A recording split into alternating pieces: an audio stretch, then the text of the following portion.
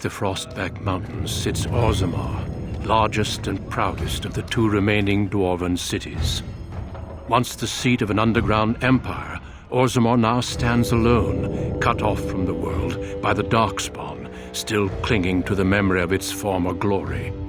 Below the vast statues and gilded halls where the noble families play at politics, the lower castes live in their shadows, scurrying to serve like their ancestors before them. Below that is you. You are casteless, the dirty secret staining Orzammar's perfect society, forced, along with your sister, to sell your services to the crime lord Barat. To the rest of Orzammar, you are proof that the casteless deserve their fate. But you know you do what you have to, the same as everyone, just to survive. I can't keep gambling on you forever, Precious. You've got a sweet look, something to light a man on fire. But you gotta make it count. Please, Barat, can we not do this in front of my brother? Why not? He knows the slope of the land, don't you, boy?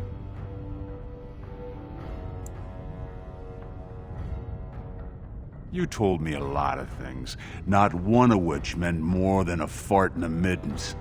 Before me, your sister was just another duster. Now check her out. Braids down to here, gold-capped teeth.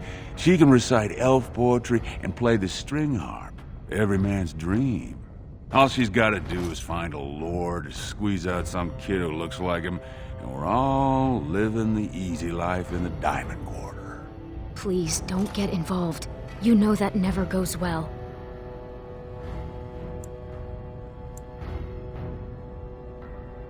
She can do whatever I tell her, even if that means walking into the king's own palace naked.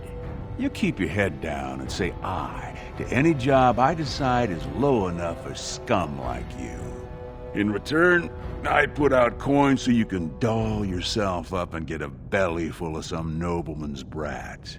Then you both go free, and I get to join the family and be called my lord for the rest of the little prince's life.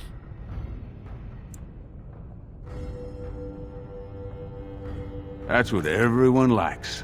A casteless with a big mouth. But I didn't come for the joy of your company. I've been looking at my investments, and this one hasn't borne much gold. I'm giving you another week, Precious. If you haven't found a patron, you're back to sweeping streets. But I have. I've met someone. That is, I didn't want to promise, but he seemed interested.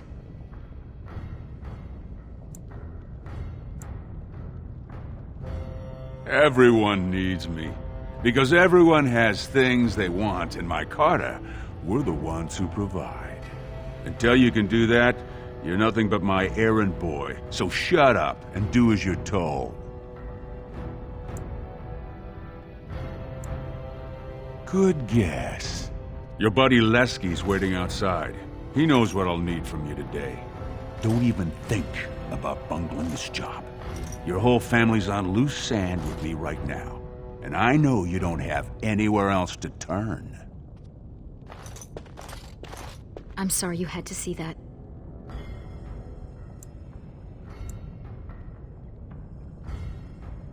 And I feel like every time you do, it kills something in you.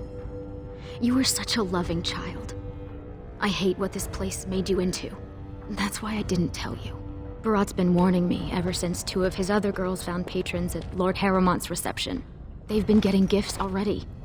Lord Rooston gave Elsie a surface silk gown and she's not even pregnant. Barat's getting impatient.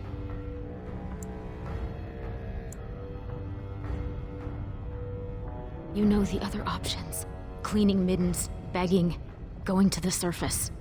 No. Unless you find a way to save us all from Darkspawn and become a paragon. We're pretty much on Barat's leash for life.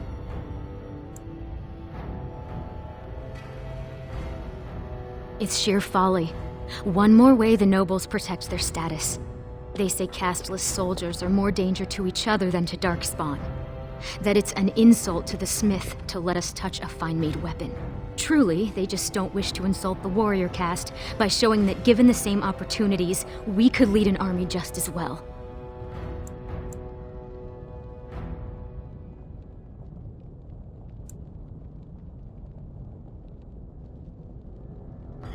Every year, more of the beasts come up from the deep roads. I've heard they've even been harrying the surface. Aye. They would even turn to humans for aid before us, it seems. There's been talk of an alliance against the Darkspawn. Even that the Grey Wardens have stepped up. But we don't have time for this now. Lesky must be waiting, and Barat won't like it if I'm late for my appointment.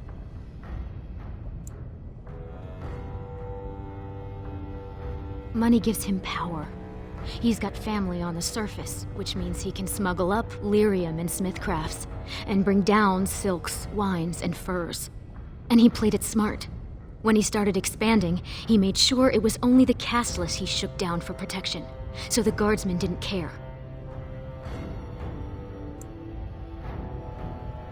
Don't underestimate him.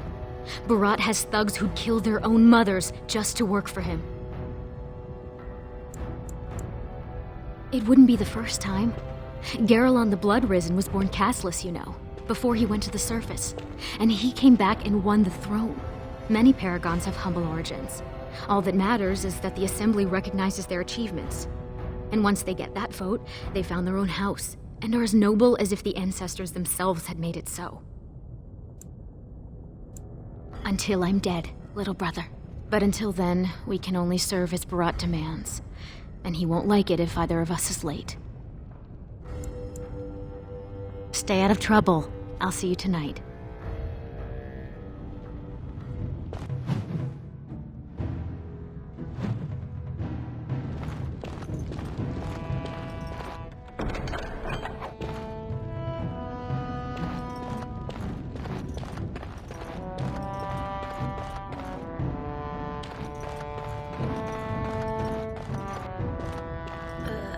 Who's that?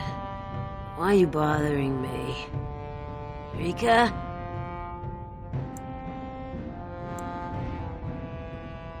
Don't you sass me, you ungrateful brat. I made you, and I can make another just like you. Then you should have left me there. What have I got that's worth living for?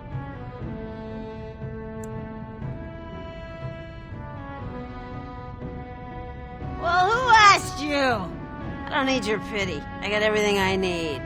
Right here.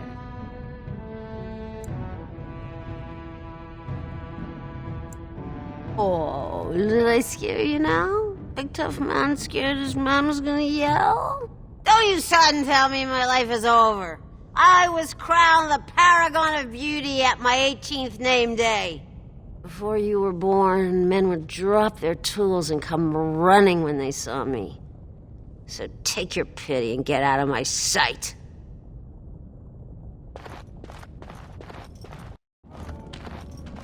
About sodding time. I was starting to think I'd have to bust in and get an eyeful of that spicy sister of yours. Garou.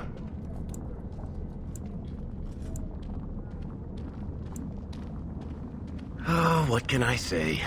No money, no girls, no place to call my own. I've been writing an epic poem about it. It starts, "Oh, you're really, really cursed to have no caste. You noble dwarves can shove it up your..." But I couldn't think of a rhyme.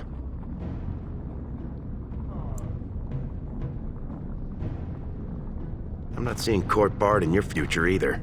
I guess we'll have to stick to playing the heavies for Barat. Boss says we're out for a search and discipline. One of his smugglers is holding out on him. Name's Oskias, some surfacer. Barat got word that he's been selling shipments topside that never make it to Barat's ears down here.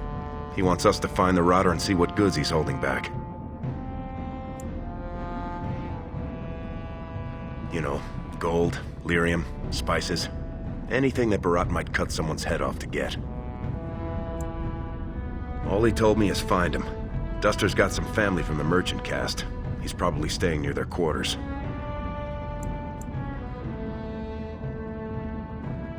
Well, if he is skimming, we kill him, of course. I mean, Barat doesn't let anyone swindle him and live. Bringing his head on a plate is completely optional, though.